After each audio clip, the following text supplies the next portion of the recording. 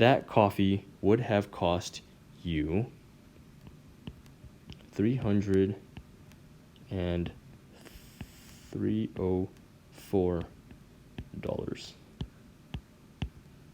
That's some expensive coffee. Hey guys, Leon Chen here. Today we are going to be continuing our series on investing basics, okay? Today we're going to be talking about future and present value. Very important stuff. Be sure to watch this to the end, okay? Stocks historically give you around 7 to 12% return, and you can see my other video on stock market for basics up here, or I'll provide it in the link below on how to earn that. Let's say you were to put $10,000 into the stock market and you got that, let's say on average about 10% return, and how much do you think you would have in 10 years? So we did talk about this in our compound interest explained. If you watch that video, which I'll also try to link up here, if not, it should be in the description below. We learned how to calculate that, okay? So how much do you think it would be? It is $25,937.42. How about in 30 years? How much do you think that would be worth? In 30 years, which is the average amount of time for a millennial to retire, it would be $174,494. Now, sure, you might not think this is a lot, but keep in mind that was just a one-time lump sum of $10,000. So what if you could continue to contribute to that over time, or if you could kind of save on some expenses and take the savings from those expenses and contribute to that as well. Let's say, for example, you make your own coffee instead of buying it, which I will also try to link up here, and if I can't, I'll put in the description below on how to do that, to where the coffee's 13 cents instead of $5. Per the investment app Acorns, millennials spend on average $2,008 per year on pre-made coffee. CrossFit memberships cost between $75 to $225. So let's say we were to average that and say $150 times 12 equals $1,800 per year. Alcohol at bars. The average millennial spends about $300 per month on alcohol. So if we were to multiply that by 12, we would get $3,600 per year. There's also studies showing that millennials spend on average about $2,800 per year on restaurants, and I'm sure a large percentage of that has to do with avocado toast. So just how much are all of these expenses actually costing you? In other words, what if instead of spending it on those things, you decide to put into the stock market using the dollar cost average method that we actually talked about in our stock market for beginners video? We will do the math. We will calculate out how much you could potentially have if instead of spending on the coffee, you put it into the stock market. Just to give you an idea, just cutting out one expense, how much money you could potentially earn. Before we do that, let's revisit the compound interest formula so that we can simplify it to make the math easier, and then we will answer that question. So, all right, let's get to it. All right, I want to revisit this compound interest formula. We kind of explored and talked about this formula in our previous investing basics video, Compound Interest Explained. Let's kind of revisit this formula. So I want to talk about N. This N is actually, as you can see here, number of times that the interest is applied per period. So if we define our period as 1 year, then, and we wanted to say that interest actually compounds on a daily basis, then your N would equal 365 because there's 365 days in a year. So, just for practice, let me ask you, if you wanted to do this on a semi-annual basis, like semi-annual compounding, what would your N be? Basically, the question is, how many semi-annuals are there in a year? It would be 2, right? But let's kind of simplify this and let's define our N as 1, okay? Because normally when we talk, majority of the time when we talk about compound interest, we talk about compounding on an annual basis. That's kind of the standard. When you look at credit cards and they tell you an APR, that's the annual percentage rate. So it's compounded on an annual percentage. So let's define n as 1, and we'll rewrite our formula here, and we'll just say, final amount equals your principal, and then you'll do 1 plus. So that's our formula rewritten as n defined as 1. Now let's kind of just clean this up a little bit. R divided by 1 equals R, and T times 1 equals T. Okay, and then let's kind of change up a little bit too. Instead of final amount, we call it future value, because that is the amount of money that is the value of your money in the future. And then instead of P, we call it present value, because that is the value of your money in the present time. Okay, and then now let's just kind of simplify this formula and abbreviate future value to FV equals PV, 1 plus R, and then do T. Remember, T is your time period.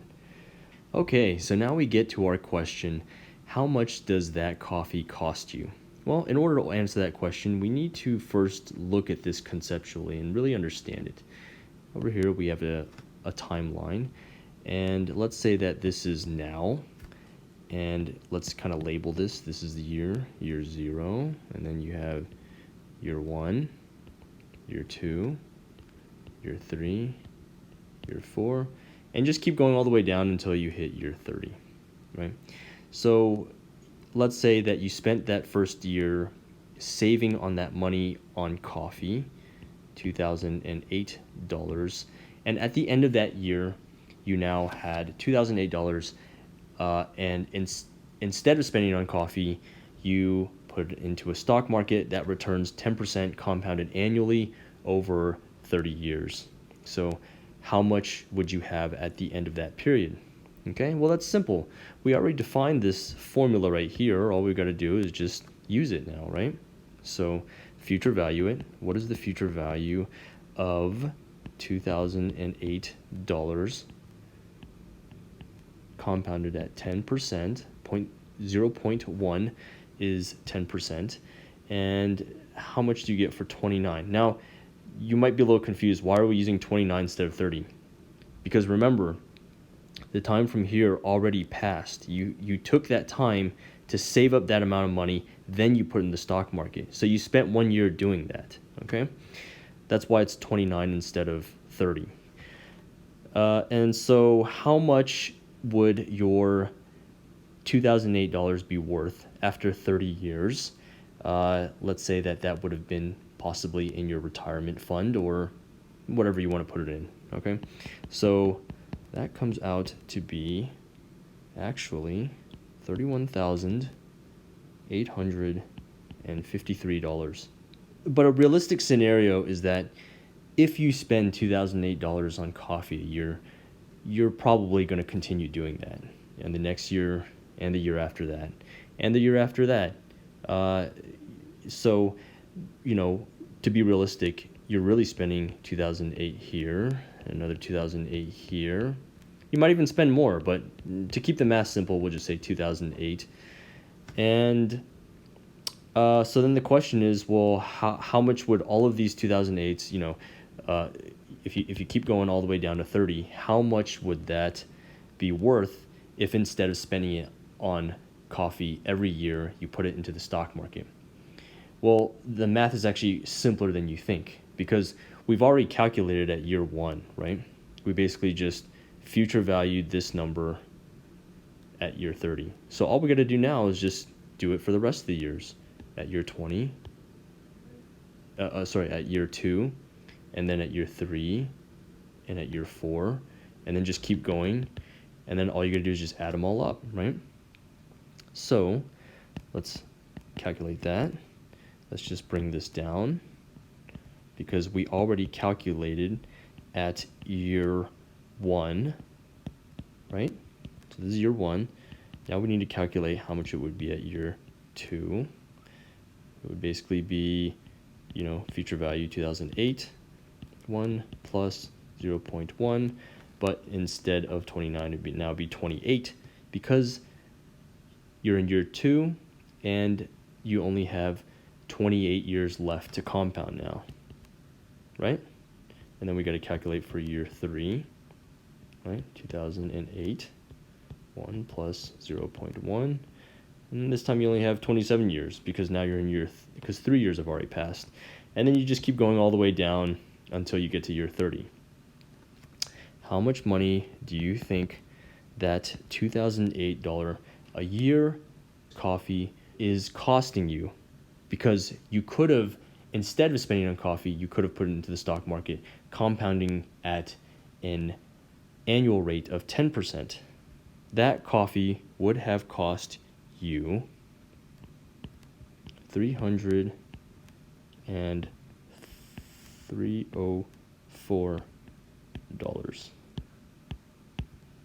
That's some expensive coffee.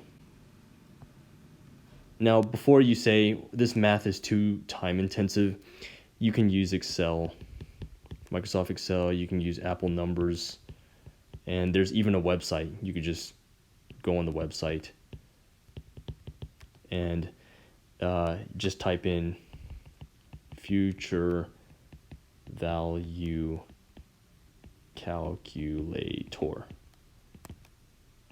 and you'll find it. Okay, so I just wanted to show you how to do this in Apple Numbers. Unfortunately, I don't have Excel on this computer, but it's essentially the same concept. I kind of wrote this out year 1, basically goes all the way down to year 30, just to kind of illustrate, visually and conceptually what this means. Every year you're contributing $2,008 to see how much, or you're paying $2,008 every year, and then seeing what that costs you at the end of year 30. So you actually don't have to put these numbers in. I just wanted to show you conceptually. So type in your cell, hit the equal sign. It pulls up this. You can actually type in here FV for future value, and then it pulls this up. For any formula, you can just look at what the function, it tells you what the function does, and then it tells you what parameters you have to enter. So in this scenario, we're going to do, type in FV, because future value, open parentheses, and then, if you look down here, it says periodic rate. So that's your interest rate. So 0.1, which is 10%, separated by comma to show your next parameter. Number of periods, how many periods? 30 years, because each period is annually. And then your payment is $2,008. That's how much you're spending on coffee every year. Separated by next comma, which is the present value, how much money you started with. Since let's say, we're doing this on January 1st of the first year, then you would actually start with nothing because you've saved nothing at that time. And then the last component says when due. You actually don't have to enter this. It's basically just asking, do you pay at the beginning or the end of the year? If you don't put anything, it defaults it to at the end of the year. So you just close the parentheses, enter, you get your number. You can also use this on, just Google future value calculator, type here, how many periods, 30 years, starting amount, 0, interest rate, 10%, and then your annual cost of the coffee is 2008, not 2800, and then just hit calculate, and then you get the same number. So I want you to keep in mind that this is just coffee.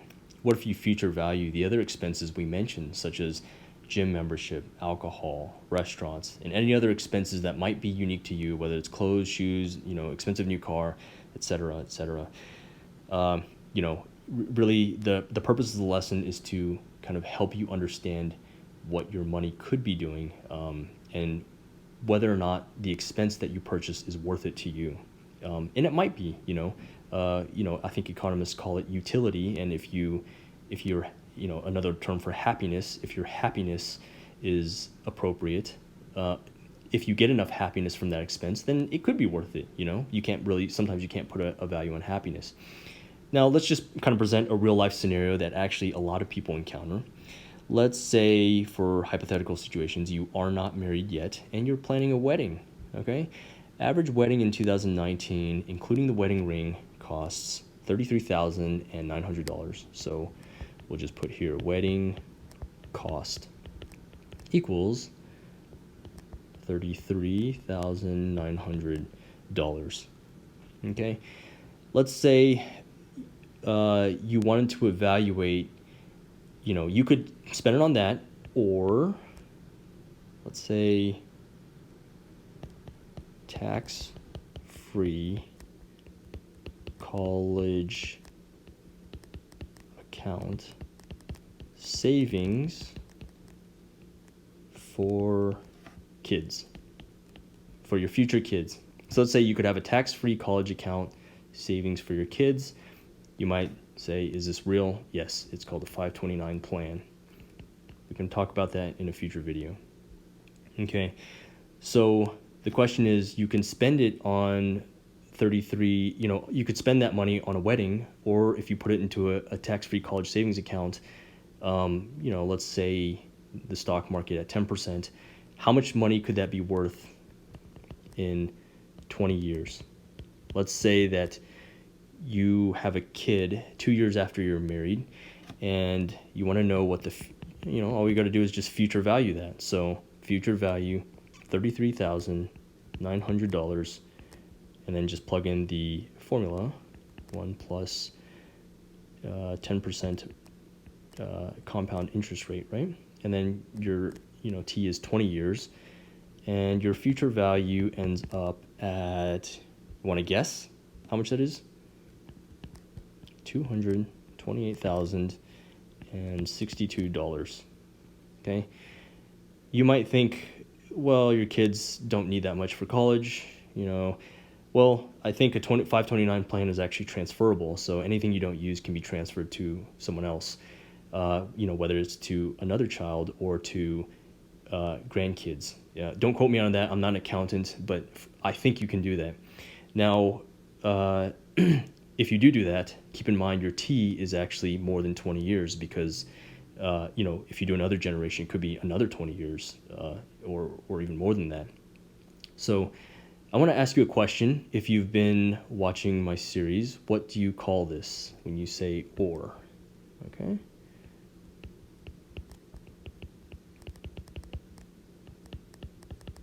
Remember, this is your opportunity cost because that money could have gone, if you had you not spent that money on that wedding, you could have spent it in a tax-free college account savings for your kids. Now, I'm not, the purpose of this is not to say don't spend money on a wedding, don't spend on things. This is basically just the fundamentals of finance. You look at what something costs and what, if you put it in another investment, how much could you, instead of a cost, how much could you potentially earn? Or if it is a mandatory cost, you could compare two different things of costs and then compare which one would be costing you more. The purpose of today's lesson was to look at money from a business perspective. Now, I'm not saying that you got to go out and cut all your expenses, like you can't have any restaurant or coffee or gym or all that other stuff and live like a monk. But what I am saying is that at least if you have this knowledge, you can look at how much that expense that you spend today is costing you in the future. You don't have to completely cut it out, but what if you just cut down on the amount you spent on it? What if instead of a $150 gym membership, you bought a $20 gym membership, and you kind of just make some reductions in your expenses here and there.